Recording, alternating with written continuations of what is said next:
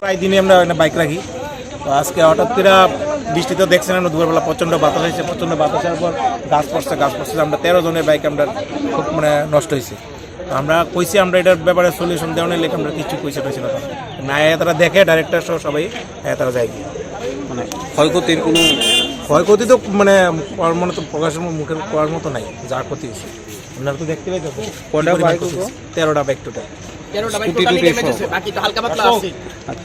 Director যা আইলো কিছু কইলো না, ওরা কইছে যা আছে রুলছে তাই রুলছে কি আছে আমরা তো কিছু কইছে না। তারা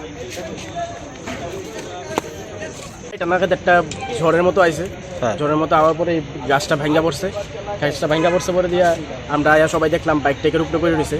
তো 2:30 থেকে এখনো 5:30 নাগাদ বাজে, তারা কোনো আমরা ইয়োগ করছে না, কিছু আয়া দেখতেছে না। আইসে আয়া খুশ করে যাইতেছে গা, এরপরে কইতেছে পরে মিটিং করা হইব, পরে করা হইব।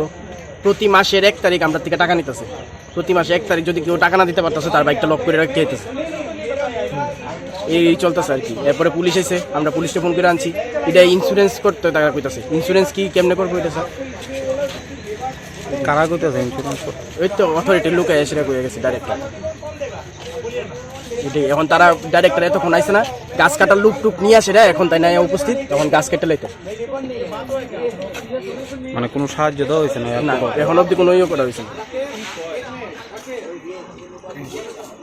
অ্যাকচুয়ালি আমাদের কাছে একটা খবর এসেছিল যে তুফানে একটি এয়ারপোর্টের ভিতরে একটা গাছ ভাঙা গেছে এবং গাছ ভেঙে পার্কিং জোনে রাখা 13টি বাইক, এর মধ্যে কিছু বাইক পার্শিয়ালি ড্যামেজ আর কিছু ফুললি ড্যামেজ বাইক হয়েছে। কেউ কি কমপ্লেন করছে এই বিষয়ে? না, অ্যাকচুয়ালি এটা তো হলো একটা ন্যাচারাল ক্যালামিটিস, প্রাকৃতিক দুর্যোগের কারণে হয়েছে। তারপর আমরা এখন পর্যন্ত কোনো কমপ্লেন বা কারো তরফ থেকে কোনো অভিযোগ পাইনি। এটা তো পার্কিং জোন ছিল, তো পার্কিং জোনের অথরিটিদের সঙ্গে আপনারা কথা বলেছেন? পার্কিং জোন অথরিটি বলতে আমরা তো এয়ারপোর্ট অথরিটির সাথে, এয়ারপোর্ট অথরিটি ছিল এখানে, প্লাস পার্কিং জোনের যে ইনচার্জ উনিও এখানে ছিল, স্পটে ছিল, তারাও কথা বলেছে, আমরাও কথা বলেছি। কীরকম ক্ষতি হয়েছে বাইকটাকে মোটামুটি? এটা তো আমি ঠিক বলা যাচ্ছে না, 2টা বাইক বোধহয় একটু বেশি ড্যামেজ হয়েছে, আর বাকি যে 11টা বাইক হালকা ড্যামেজ হয়েছে। Thank you.